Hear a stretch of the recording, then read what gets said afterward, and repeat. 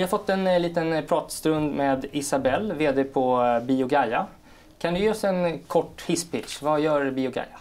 Det är väldigt enkelt. Vi producerar, utvecklar, forskar, marknadsföra och säljer probiotiker.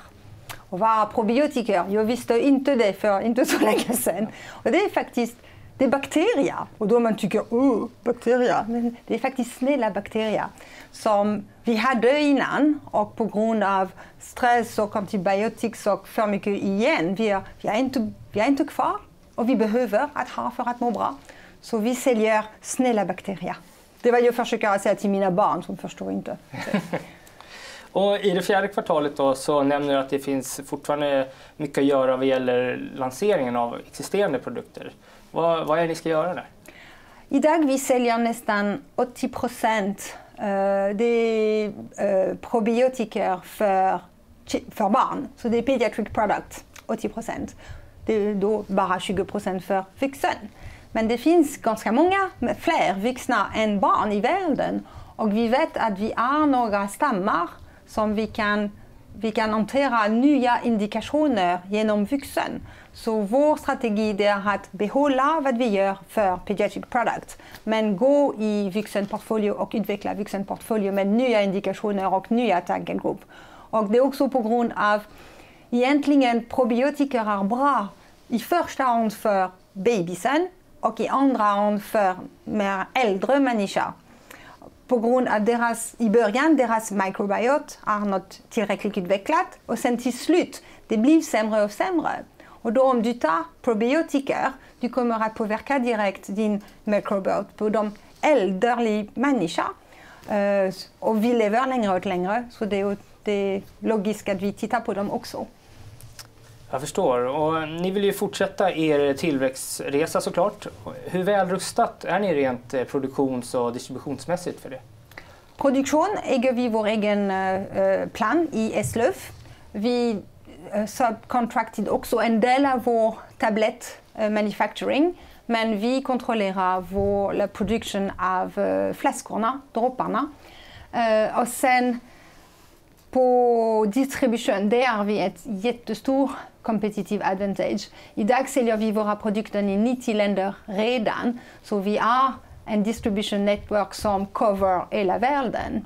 Och man kan se att idag vi säljer 60% av våra produkter i Europa och sen 25% i Amerika och resten i Asia Pacific. Men då har vi extremt starka distributörer. Så vi är ganska ny. Om du tar India, vi har öppnat Indien för 6 månader sedan. Kina, vi är där sedan 18 månader sedan. Så det är bara början. Och ert dotterbolag Metabogen har en första produkt klar för en säkerhetsstudie. Hur går den processen? Det är en jättespännande bolag, jag ska besöka dem imorgon. Vad de gör, det är verkligen probiotics 2.0, så that next generation of probiotics. Så vi äger jättemånga stammar och det har vi patent på.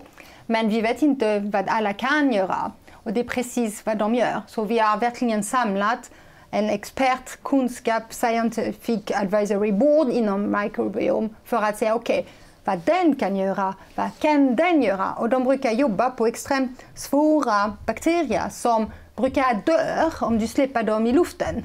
Så att det är ganska svårt att sälja en produkt om life cycle är 20 sekunder. Det måste vara ganska snabbt och det är vad de jobbar på. Att hjälpa oss att hantera sådana anaerobiska svåra bakterier. Vi vet att de kan mycket, men vi måste hitta en sätt att kunna paketera dem så att man kan köpa dem. Jag förstår. Och Isabelle, du är ju relativt ny vd. Kan du ge oss en liten kort bakgrund av dig? Ja, så jag kommer från Frankrike som ni kan höra. Jag har jobbat mer än 24 år för Pernod Ricard som säljer vin och sprit. Och det är då jag kom i Sverige i 2008 när vi fick den äran, eller de fick den äran att köpa Absolut Vodka. Och sen, det var inte planerat så, men träffade en väldigt trevlig man och gifte mig med en svensk man. Så tog den beslut att stanna i Sverige, skilde mig från min bolag, gifte mig med den vikingen.